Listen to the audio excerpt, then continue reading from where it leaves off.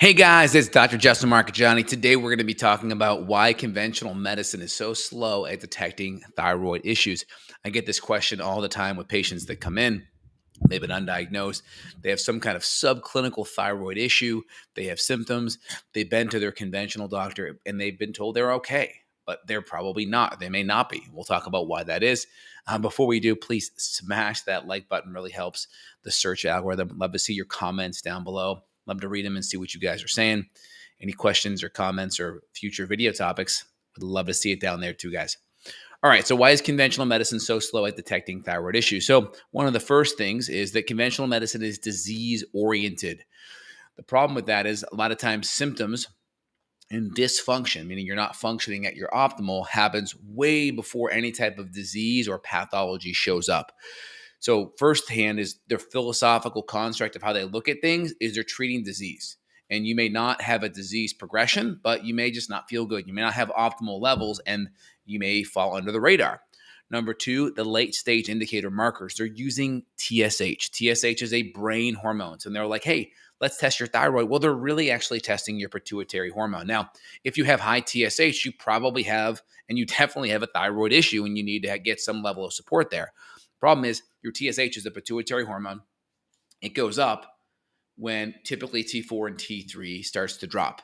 So it's like you raising your voice because your kid's not listening, right? If your kid's listening is here, then your TSH or your volume of your voice goes up. And as your kid's listening skills goes down, your volume goes up to compensate, right? And so with thyroid, same kind of thing happens. So you may have normal T4 and TSH starts to creep. And the T4 is only staying here because this is going up, right? Because if this was not going up, this would probably be dropping out. And so you have TSH going up with normal T4. You have TSH going up with low T4. And you have TSH going up, T4 is here, and then you have T3 starting to drop off. So you have this conversion issue. And you could have TSH and T4 fine, and then T3 drops, right? Because there could be a conversion issue. Now, the problem with that is TSH is a late stage indicator. It can take 5 or 10 years for that indication to go up to show that we have thyroid issues downstream. Not to mention, we could have T4 to T3 conversion issues because there's certain nutrients that are involved in that conversion. That 5' deiodinase enzyme, that 5-deiodinase enzyme is the enzyme that cleaves the iodine off of the T4. So T4 is tyrosine plus 4 iodine molecules. That deiodinase enzyme comes in there, pulls an iodine off. Now it's T3. Now it's 300 to 400% more metabolically active. T3 matters. A lot of people have low T3, even with normal T4.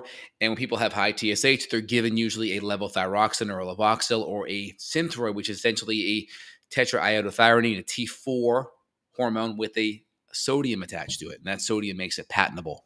Now, problem with that is many people cannot convert that T4 to T3. So you'll have someone with high TSH, middle to low T4, middle to low T3. They'll go on Synthroid. That brings that T4 up. That's a big feedback loop to the brain saying, hey, it's an inverse hormone, right? So that volume has to come down. Now that volume comes down. Now TSH and T4 are middle of the reference range. Let's say 1 to 2 here on the TSH and let's say 1.2 on the T4 free. But then now T4 to T3, this conversion drops. We don't have an optimal conversion because sometimes it's hard to make that conversion with T4 to T3. And that's why giving an NDT, a non-desiccated thyroid glandular that has T3 in it, is a game changer. One, it's got like protomorphogens and other glandular proteins and nutrients in the actual tissue, right? That's why glandulars are kind of a superfood. You get calcitonin, you get T2, which we don't even test, but it has a lot of metabolic activity and helps with metabolism and weight gain and all that stuff. So we get T2, we get T3, we get other glandular nutrients called protomorphogens. So it's nice to get that in there. And you're going to get some nutrients. You'll get a little bit of iodine in the glandular. You'll get some zinc and some nutrients as well because that glandulars tend to concentrate nutrition. And so it's very important that when we test for a thyroid, we look at TSH, but we look at T4 free and ideally total if we need, and maybe T3 free and maybe even reverse T3. Now, most thyroid issues are autoimmune in nature, meaning your immune system is attacking the thyroid tissue, whether it's TPO or thyroglobulin, and that inflammation is causing destruction of the thyroid tissue functionally, and so it's impaired at how much hormone it can produce. So as the gland gets destroyed, right, we have less thyroid hormone, As thyroid hormone drops off, TSH increases because it's trying to say, hey, Mr. Thyroid, we need more hormone here. Come on, more hormone. But that tissue is losing the ability to produce thyroid hormone. That's the issue, though. So philosophically, we have poor testing, TSH. It's a good indicator to know if you have thyroid issues, for sure. It's going to be late stage, and it will not look at the function of your thyroid gland downstream, and it will not look at the main underlying factors of most thyroid conditions root cause, which are going to be autoimmunity, TPO, thyroglobulin, and the conversion aspect. So we have to look at that. Now, there's other reasons why your thyroid dysfunctions. It could be you have leaky gut permeability, dysbiosis in the gut, low nutrients like selenium and zinc and magnesium. It could be a cortisol issue. If too high of cortisol, that can impact TSH. Chronic stress can cause HPT axis dysregulation. You may have heard of HPA axis. That's the hypothalamic pituitary adrenal feedback loop, but we have the hypothalamic pituitary and thyroid feedback loop. So chronic stress, chronic inflammation can dysregulate that, and you can have a lot of TSH imbalances, whether, let's say, TSH is normal, but it should go up. Because sometimes if TSH is normal, but T4 is going low, well, your pituitary should start to say, wake up, thyroid, and bump up the volume there. So you could have HPT axis issue on the low side, or it could be on the high side. Hey, the hormone looks good. It's even high, and we're still going up high in the TSH. What's going on, right? So we may use different herbs to help with that feedback loop, whether it's ashwagandha or ginseng or Coleus forescale or gugolo. There's different herbs we may use to kind of help with that level of dysregulation. Of course, getting stress and cortisol on track is going to be important.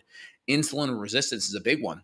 Diabetics see super low levels of T3 across the board. You can go on Google, type in insulin resistance and low T3 or low triiodothyronine. You'll see all kinds of studies correlating insulin issues, that receptor site resistance, and to low T3, because we need good level of insulin, good insulin sensitivity to convert T4 to T3. And if we're insulin resistant, that's going to have a major impact on our T3 level. So we could have normal TSH, normal T4, but low T3. So we have to look at all of the domino rally of hormones downstream. We have to look at the autoimmune aspects. We have to look at cortisol. We have to look at insulin. We have to look at selenium, magnesium, zinc. We have to look at the gut, leaky gut, and dysbiotic bacteria. You could throw infections like H. pylori and fungal overgrowth in that mix too, because they also play a very important role with the immune system and thyroid antibodies attacking that thyroid tissue. So really important to think about it holistically. All right, guys, if you want to dive in, questions down below, feel free to put your questions in the chat or put it in your comments below. If you want to dive in deeper and you need more support on this and you want functional medicine support, there'll be a link down below for my coordinates from my team. You'll be able to reach out, schedule worldwide, and get the support you need on the functional medicine side to get to the root cause of what's going on. All right, guys, if you've enjoyed today's video, please let me know. Give me a thumbs up, put feedback in the comments, and have a phenomenal day. Take care, guys. Bye, y'all.